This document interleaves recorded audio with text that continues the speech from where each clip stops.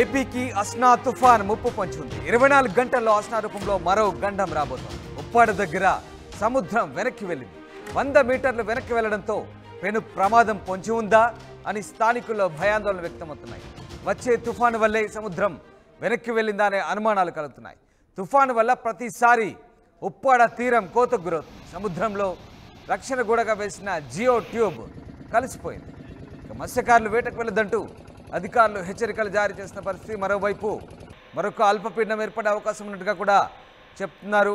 అది తుఫాన్గా మారే అవకాశాలు కూడా వార్తలు వస్తున్నాయి. ఇటు ఆవర్తన ద్రోణి కొనసాగుతుంది. కోస్తాంధ్ర యానం మీదుగా ఒక ఆవర్తన ప్రభావం కొనసాగుతుంది. ఈ నేపథ్యంలో ఉప్పాడ దగ్గర సముద్రం వెనక్కి వెళ్లడంతో ఆస్నా తుఫాన్ ఎఫెక్ట్ ఏపీపై పడబోతుందని భయాందోళన వ్యక్తమవుతున్నాయి. పెను ప్రమాదం పొంచి ఉందని స్థానికులు భయపడుతున్న పరిస్థితి. 100 మీటర్లు వెనక్కి వెళ్ళింది.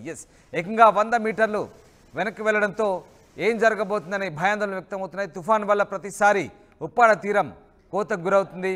దీంతో రక్షణ గోడగా వేసిన జియో ట్యూబ్ కూడా సముద్రంలో కలిసిపోతుంది. ఈ నేపథ్యంలో మరోసారి ఆందోళన వ్యక్తమవుతుంది. అసలు ఏం జరగబోతుంది? వాతావరణ శాఖ అధికారులు ఏం చెప్తున్నారు?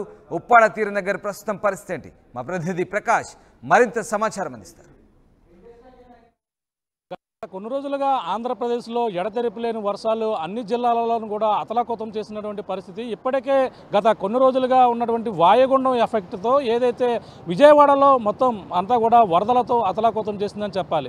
వాయుగుండం ఎఫెక్ట్తో మొత్తం ఉమ్మడి తూర్పుగోదావరి జిల్లా కావచ్చు, అలాగే విజయవాడ, అలాగే కృష్ణా, మొత్తం అన్ని ప్రాంతాలలో కూడా ఎడతెరిపి లేని వర్షాలతో ముంచెత్తినటువంటి పరిస్థితి. వరదలతో మొత్తం కూడా ఇప్పటికే ఆ యొక్క కోలుకోలను దెబ్బ కొట్టింది. కానీ ఈ యొక్క వాయుగుండం ఎఫెక్ట్ అయితే ఎడతెరిపి వర్షాలతో ఇబ్బంది పడినటువంటి ఆంధ్రప్రదేశ్కి అయితే మరొక తుఫాను పొంచి ఉందని, అలాగే మరొక రేపు ఎల్లుండిలో తుఫాను క్లారిటీ వచ్చే అవకాశం ఉందని వాతావరణ శాఖ కూడా హెచ్చరికలు జారీ చేసింది. దాన్ని అయితే ఆస్నా తుఫాను కూడా నామకరణం చేశారు. ఆ తుఫాను ప్రభావం ఏ విధంగా ఉంటుందని మరొక 24 గంటల్లో దాని స్పష్టత వచ్చే అవకాశం అయితే క్లియర్ కట్గా కనబడుతుంది. ఆ తుఫాను ఏది తుఫాను వచ్చినా సరే బంగాళాఖాతంలో ఈ తుఫాను ప్రభావం వాయుగుండం ఎఫెక్ట్ ప్రధానంగా పొంచి ఉన్నటువంటి మరొక తుఫాను విశాఖ అలాగే వర్ష మధ్య తీరం దాటుతుందని వాతావరణ శాఖ అయితే హెచ్చరికలు జారీ చేసి ఇప్పటికే అలర్ట్ చేస్తున్నటువంటి పరిస్థితి. గత కొన్ని రోజుల నుంచి కురిసినటువంటి వర్షాలు అయితే విజయవాడ కావచ్చు, మొత్తం అన్ని ప్రాంతాల్లో కూడా వరదలు ముంచెత్తినటువంటి పరిస్థితి.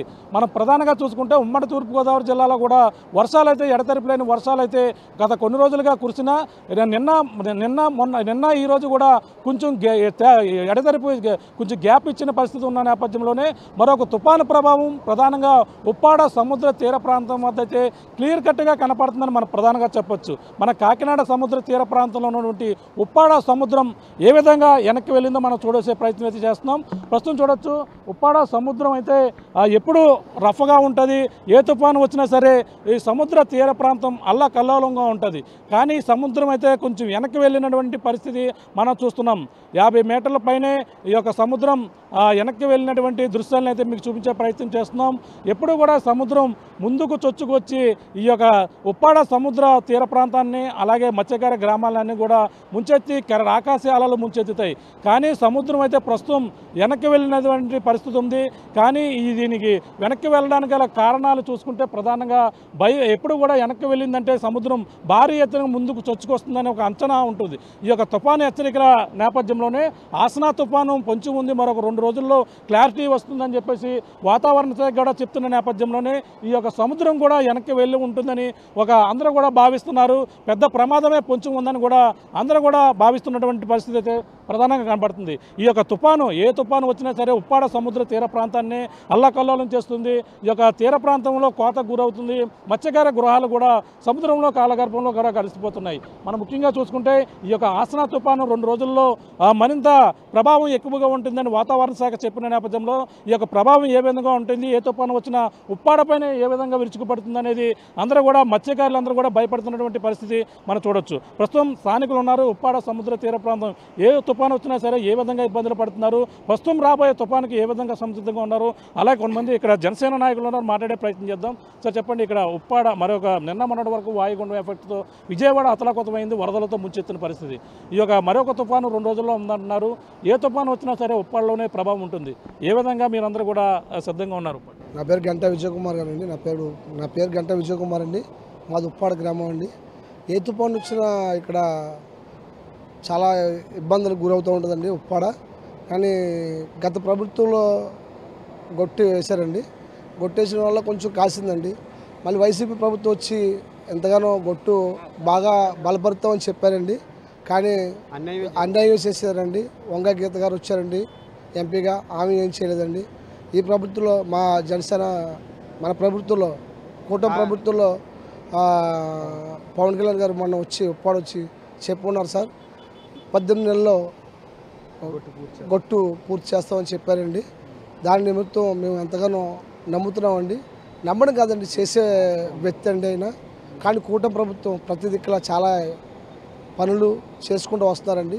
కానీ గత ప్రభుత్వంలో చేసే తప్పుల వల్ల ఇవన్నీ సరిచేస్తున్నారండి.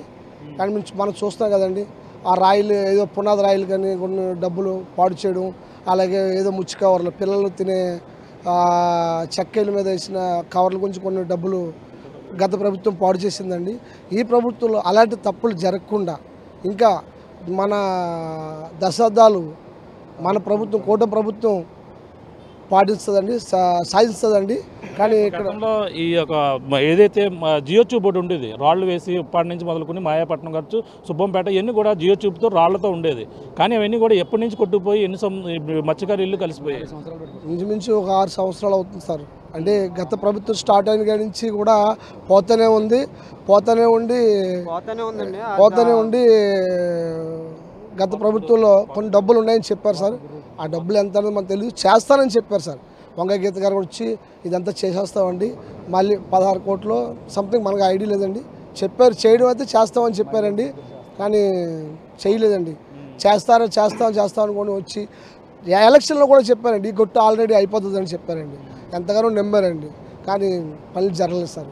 జరిగితే అనుకోవడం అసంభవం అండి. జనం అందరికీ మన ప్రజలందరికీ అన్యాయం చేశారు. జనాలు కూడా వాళ్ళ గుణపాఠం బాగా ఇచ్చారండి. ఆ గుణపాఠం వల్ల వాళ్ళకి 11 సీట్లు 10 సీట్లు రావడం జరిగింది. కానీ మాకు పవన్ కళ్యాణ్ గారు మా ఉప్పాడ ప్రాంతాన్ని అలాగే మత్స్యకారులని ఎంతగానో వెనకబడిన కులాలని ఎంతగానో ఆసక్తి కలిగి చేయాలని పట్టుదల ఉండి వచ్చారండి. ఆయనలో ఉంది, చేస్తారు సార్. అంటే ఇప్పుడు కోతకి ఇప్పుడు గత 2 రోజుల క్రితం వచ్చినప్పుడు వాయుగుండం ఎఫెక్ట్తో మొత్తం వర్షాలు ఎక్కువ పడ్డాయి. ఇక్కడ కూడా వర్షాలు పడ్డాయి, రోడ్లు కూడా ధ్వంసమయ్యాయి. ఇప్పుడు మళ్ళీ తుఫాను పొంచి ఉందని చెప్పేసి అన్నారు. 2 రోజుల్లో రేపు ఎల్లుండిలో కూడా క్లారిటీ వస్తుంది. ఆ తుఫాను ఎఫెక్ట్ ఎక్కువ, ఏ తుఫాను వచ్చినా బంగాళాఖాతంలోనే ఎఫెక్ట్ ఉంటుంది. ఉప్పాడ సముద్ర తీరం కోత గురవుతుంది. ఇలాగే ఎన్ని గృహాలు మత్స్యకారులు ఈ యొక్క సముద్రంలో కలిసిపోయాయి? నాకు తెలుసండి, నా తెలుసండి, ఇంచుమించు 1 కిలోమీటర్ ఉంటుంది సార్. మొత్తం మీద ఉప్పాడే కనబడకుండా అయిపోతుంది సార్. కానీ ఈ ప్రభుత్వంలో పవన్ కళ్యాణ్ గారు చెప్పారండి, ఉప్పాడనే మ్యాప్లో ఉండడానికి నేను ప్రయత్నం చేస్తాను అని చెప్పారండి.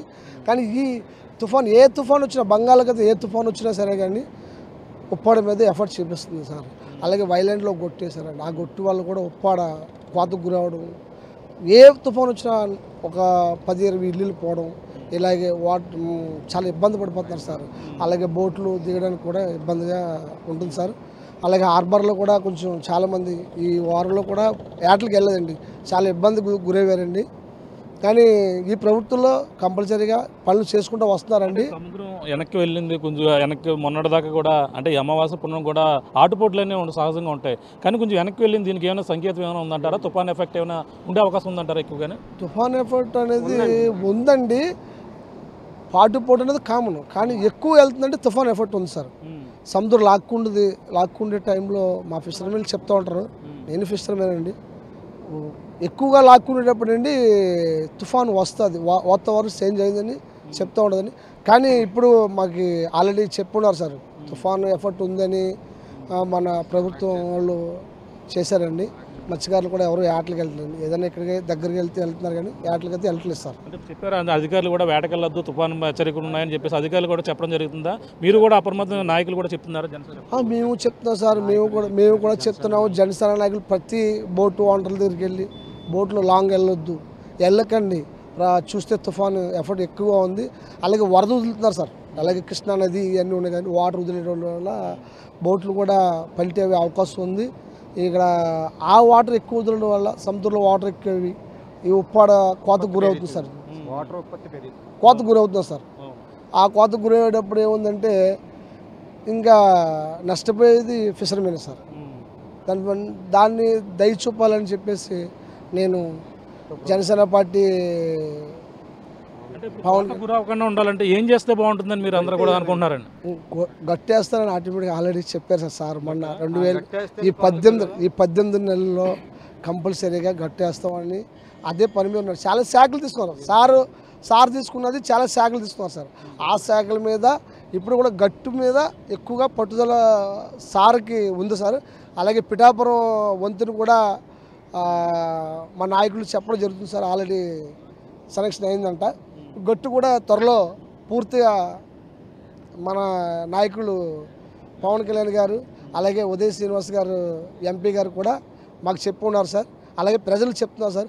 ప్రజలు ఏంటంటే కలిసి 3 నెలలు అవుతుందండి, దాని మీద కొద్దిగా మనోళ్ళు ఏం చేయట్లేదు అనుకుంటారు, కానీ చాలా అభివృద్ధి కార్యాలు చేస్తారు సార్, ఇంకా చేయబోతారు సార్. చూస్తున్నాం ఏదైతే ఈ యొక్క రాబోయే తుఫానికి అయితే అందరూ కూడా సంసిద్ధంగా ఉండాలి. మత్స్యకారులు అందరూ కూడా వేటకి వెళ్ళొద్దంటూ ఇప్పటికే ఆ నాయకులు కావచ్చు అధికారులు కూడా చెప్తున్న పరిస్థితి ఉంది. అందరూ కూడా ఏదైతే తుఫాను 2 రోజుల్లో క్లారిటీ వస్తుంది, ఈ ఆసనా తుఫాన్గా కూడా నామకరణం చేసిన తుఫాన్ అయితే దాని ప్రభావం ఏ విధంగా ఉంటుందో తెలియడానికి ప్రధానంగా మనకు కొన్ని సూచనలు అయితే ఈ యొక్క సముద్ర తీర ప్రాంతంలో కనబడుతుంటాయి. అంటే తుఫాను వచ్చే ఏదైనా ప్రమాదం పొంచుకొచ్చే పరిస్థితుల్లో మనం చూసుకుంటే ఈ యొక్క సముద్రం వెనక్కి వెళ్ళడం, ఈ యొక్క ముందుకు రావడం ఇవన్నీ కూడా సూచన ముందుగా సంకేతాలు అయితే చెబుతుంటాయి. కానీ ఈ యొక్క సముద్రాన్ని మనం చూస్తుంటే ఎంత మేరకు మనకు చూస్తుంటే దాదాపుగా 100 మీటర్ల పైనే సముద్రం వెనక్కిపోయినటువంటి పరిస్థితి మనం చూస్తున్నాం.